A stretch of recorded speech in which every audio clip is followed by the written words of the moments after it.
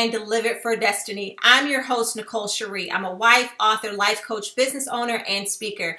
I've been a mental health therapist for over 10 years, and now I want to bring the conversations from my office and bring it to you wherever you are. Each episode, we will discuss various topics related to your design, your deliverance, or your destiny. I'm glad you're taking time out of your busy schedule to tune in. Let's jump on in. So this week, I would love for us to talk about who you are attracting and why. Have you ever sat down to ask yourself, how did this person not just come into my life, but remain there? Where did these people come from? I've talked about the value of coming off of autopilot because when you do, every detail of our lives will then matter. Some people think that the people in their life is just a matter of random circumstances that brought you together, but I want to suggest that nothing about your life is random. This applies to even family members as well. We don't get to choose the family that we're born into, but there's a reason you were born into your family of origin and the ancestral line that you are now an extension of. There is a reason you are attracted to certain people in your family and you may not connect with some of the others. Every relationship you have, there is a reason.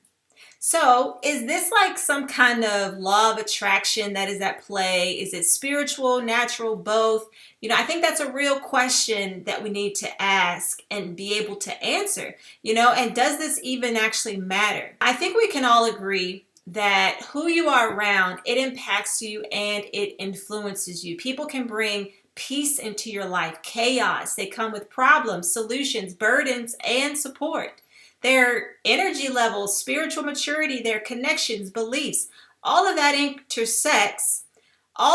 intersects with those same qualities within you. And most people around us, they have like a mixture of pros and cons, qualities that we love and others we avoid, because we know that people are flawed. They are the solution to many of our problems, but they're flawed.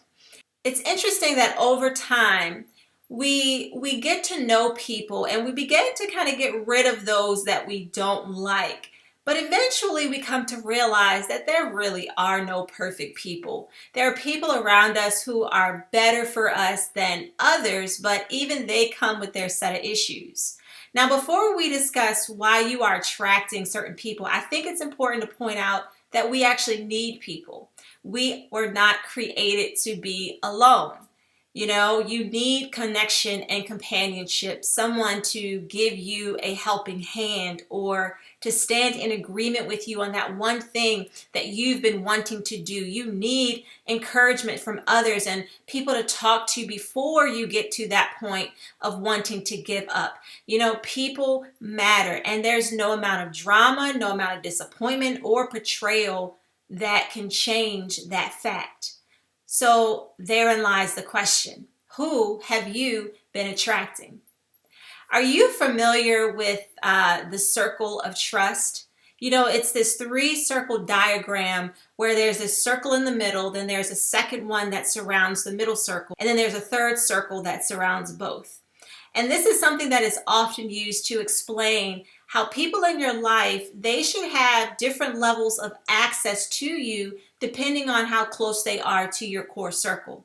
It's used also to help you to kind of figure out healthy expectations for people based on which circle they are on. You're not going to have the same expectations for someone who's in your outer circle as you would for someone that's in the core circle.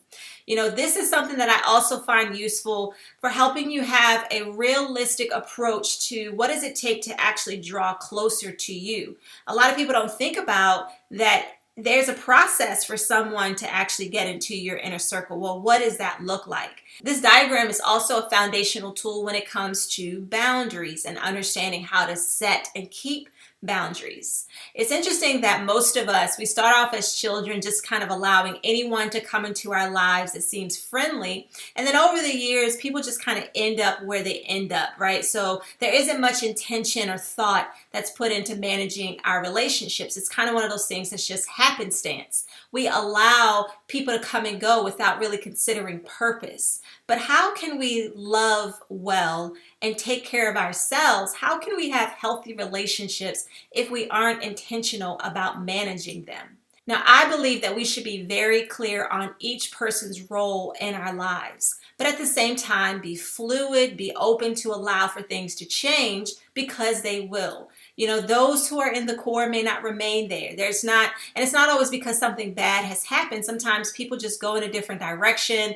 Maybe your values shift at a certain season of your life. And so it's just not necessarily someone that fits well in your core. On the other hand, there may be someone that you meet today who may become a lifelong friend. But again, what does that even look like to become a part of your core? Have you ever even thought about that? I think it's important for us to have this clarity because then we're going to be more willing to work through the hard stuff that come up in relationships instead of avoiding people or pushing things under the rug, right? If we can identify what really matters to us, that's going to completely shift those fears within us that causes us to avoid conflict and just cancel people when most things can be worked through. I also believe this is important because having insight as to who you are attracting and why and the different roles they play, it's also going to be a major sign as to what is in you and what God is doing through your life. So having that insight is actually a way to be able to identify what is God actually doing in my life right now because I'm attracting certain kinds of people. So let's just talk about this. Let's talk about what is attracting people to you. Now, have you ever really sat down with a pen and paper and taken a written inventory of the people around you? They say that opposites attract, but generally it's the core of a person that attracts people around you, both the good and the bad stuff. Your personality, it plays a big role in who we attract. Not all personality types fit together organically. It's why you're closer to some people, as I mentioned, in your family than others. We're all drawn to certain types of people in our life and just around us based on certain attributes, certain qualities. Often the best relationships are where the core is similar, but the strengths, the weaknesses, and maybe even the personalities are opposite. When you have that type of a relationship, there's this equilibrium that is created. There's this balance that happens between the chemistry of you and that person. And sometimes I find that relationships aren't actually working out because the chemistry is off. Now, I personally believe that chemistry is something that can change. It's not necessarily fixed. I think that when we are more open and we are flexible in the way we think and our ability to change, a lot of times that changes the chemistry within us, right? So that's just something to think about as well. But who you attract is always going to be connected to what's inside of you and that person. Now, did you know that trauma attracts certain people into your life? There's a reason you are attracted to your spouse and the friends that you have.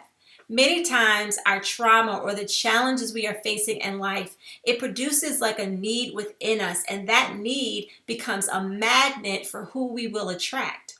So if you went through rejection or neglect, you will likely attract someone who is either very patient and can become an anchor in your life, or you will attract someone that reinforces your fear by rejecting you. Now, generally, when we are in spirit-led, God-ordained relationships, we'll attract the person that God will use to help us to heal. But when we're in our flesh and not paying attention to the signs, then we generally attract that other person that keeps us in unhealthy cycles and relationships. So this is why it's so important to go through that process of healing and addressing your trauma and your pain. And once you've done that, then what takes the lead? Well, a lot of times it's going to be your values. Your values will start to determine who comes into your life. They are very powerful. Values are actually more powerful than trauma.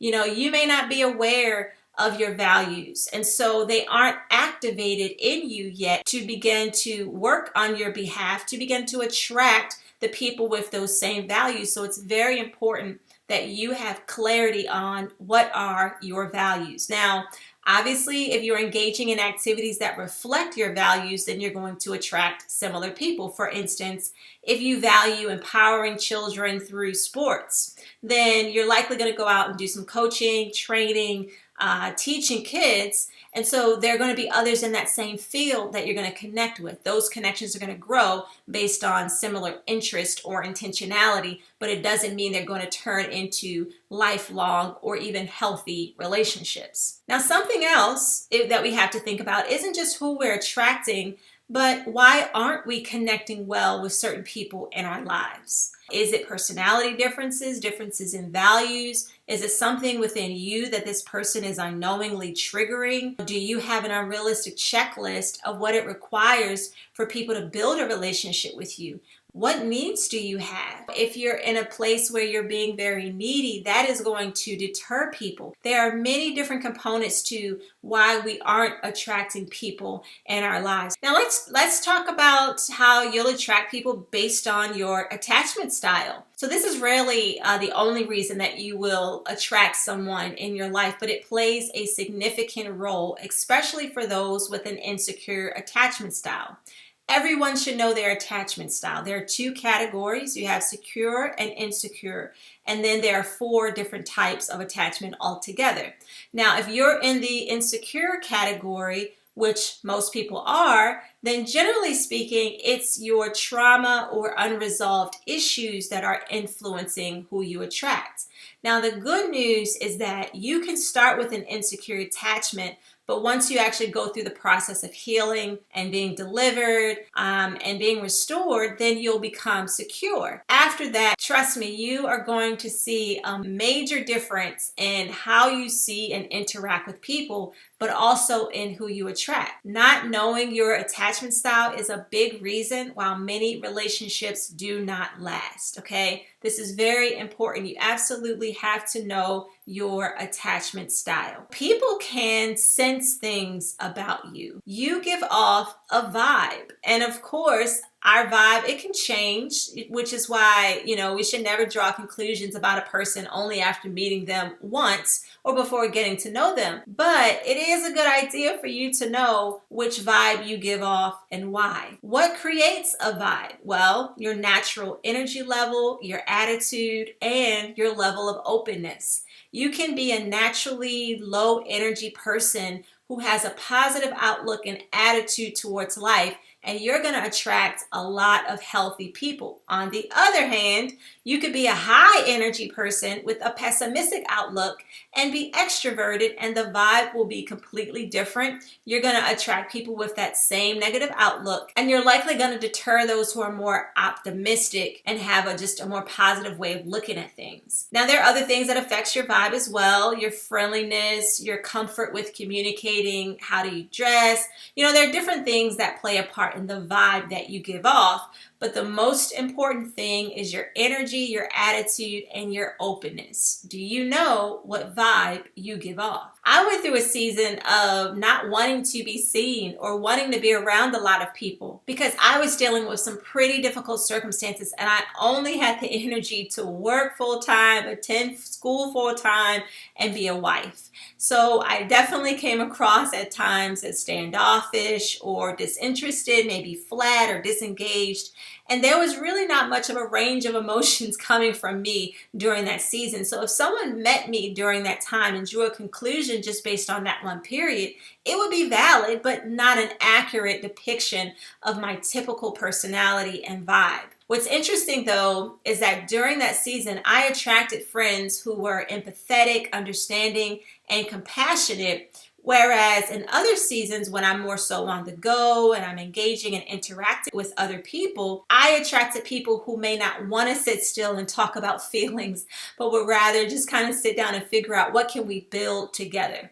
So who you attract, it can vary based on the season you are in. I will add to that once I became all the things that I desired to see in people, so empathetic, compassionate, patient, understanding, focused, then I would attract those type of people no matter what season that I'm in. And the key there to attracting healthy people consistently is to just be healthy yourself. I think we also have to leave room for God's sovereignty as it pertains to who comes into our lives. I don't choose my friends. I allow God to bring people into my life that He knows is supposed to be there. He knows the role that He wants each person to play in our life, which means that the people that He allows in your life may not always come with peace. Saul was allowed to be in David's life because David had to learn how to submit to authority even when his boss was wrong. He had to learn how to be patient and wait for his season to walk into his destiny as king, even though he was anointed. He had to learn how to trust God to be his defender and comforter while he was running for his life and struggling with loneliness. So understand that the people that God allows in your life, it won't always be sweet, but it will always be purposeful. The key is to know whether they are in your life because of you or because of God. And that is something you can answer by just knowing, are you in God's will? Because if you're in His will, you'll know with certainty that the people are from Him. If you're not, then most likely you're the one that's attracting them because of something going on within you. Let's go back to what does it mean if you're not attracting anyone, and it could be a few things.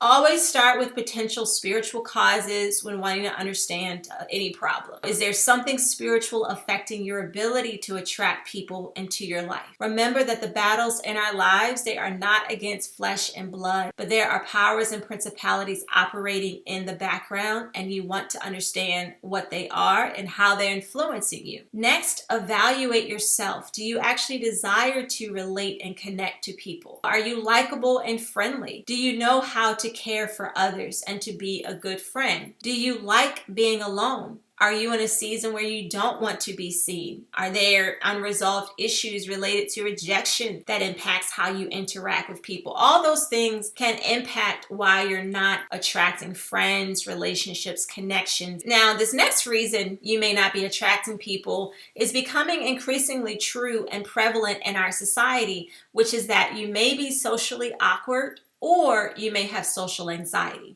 And this is more common than you think. I guarantee you that if you removed alcohol from our society for just 1 month, you will see that many people are not as socially confident and comfortable as they appear to be.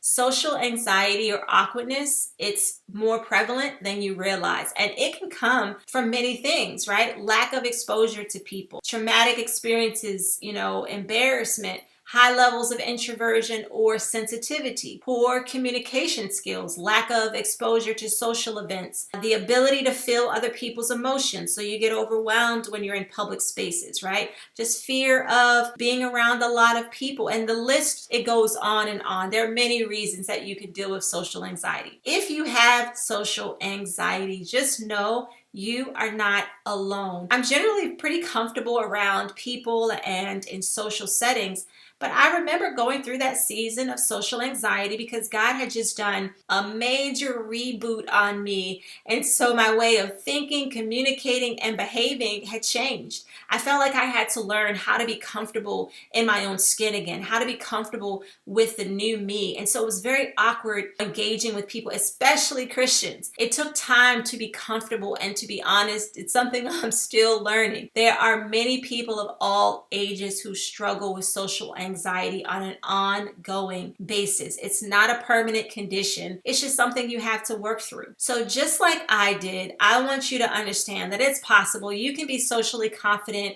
for most of your life, and then you go through a season of social anxiety. There's nothing wrong with you.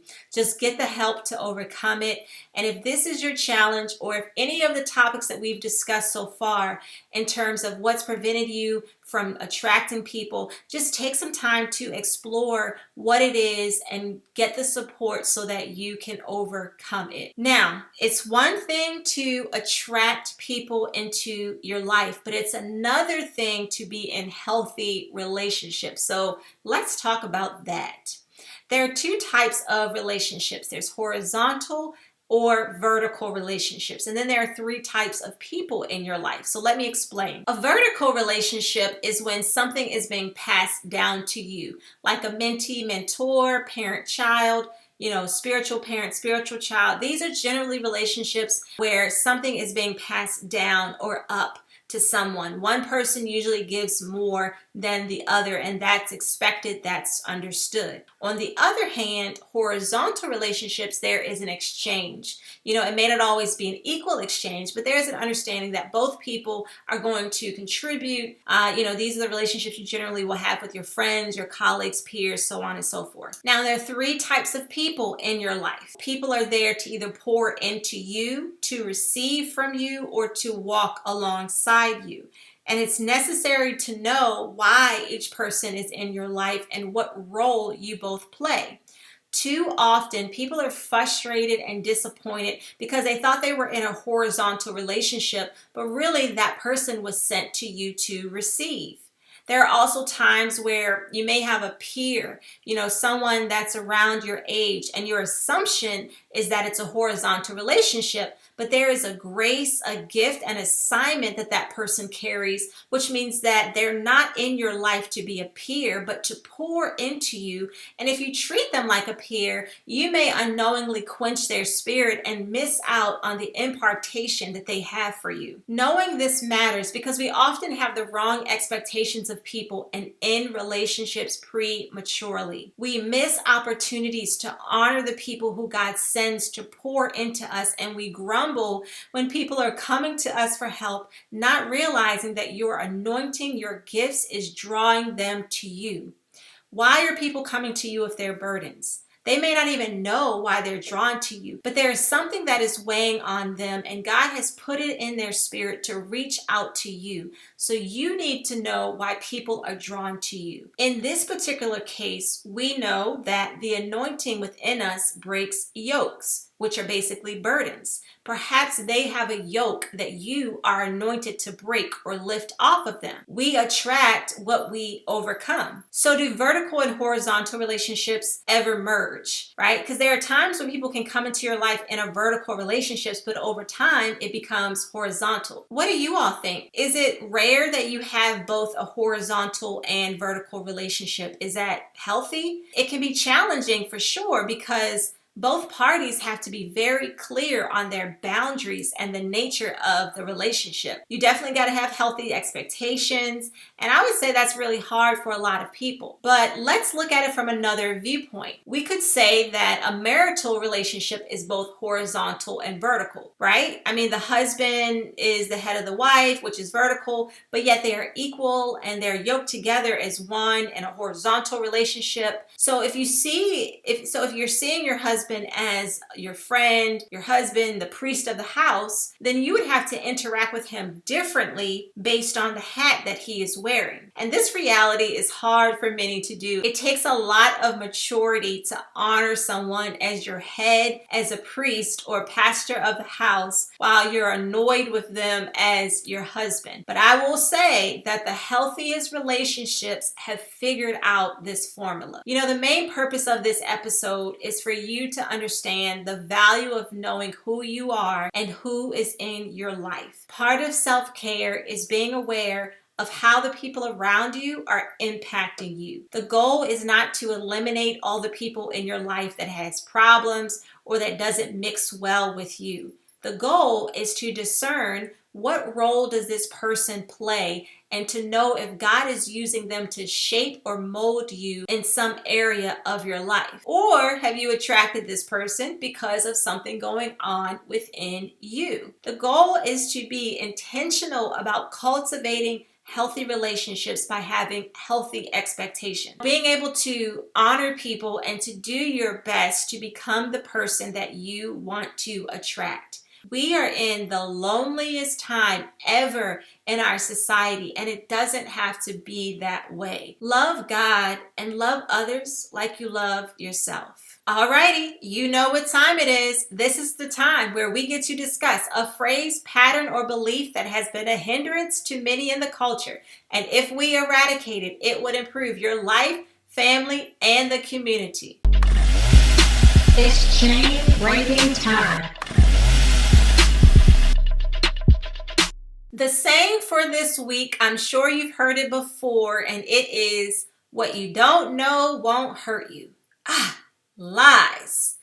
Do we thank the Jackson 5 for this saying? I mean, where did this saying come from? Because outside of legal situations where maybe it's best to not know, I can't think of any other situation in life where this is helpful. Literally, people perish because of lack of knowledge. So what you don't know will absolutely hurt you in more ways than you realize. Even when you want to pretend like you don't know to avoid having to do the right thing, it's still going to hurt you somehow. Either you're going to be blindsided, which hurts, or you're silencing your conscience, which will one day hurt someone else. So I'm thinking we need to eliminate this belief. Let's not evade knowledge, but let's be sure to seek it in the right place and ensure you have the right wisdom to accompany it. Maybe we can rephrase this term to, what you don't know without the wisdom to go with it will hurt you. I don't know. If you got a better phrase, let us know. Let me close with a final word of encouragement. No matter the circumstances of your life, you were not born to be alone. You have flaws just like everyone else, so you are not disqualified from having healthy and loving relationships. If you have them, cherish them. If you don't give up. You know, the people who God has ordained for you are closer than you think. Continue to grow in Him and trust that He's going to supply all your needs, which includes your need for friendship, love, and connection. Until next time, shalom.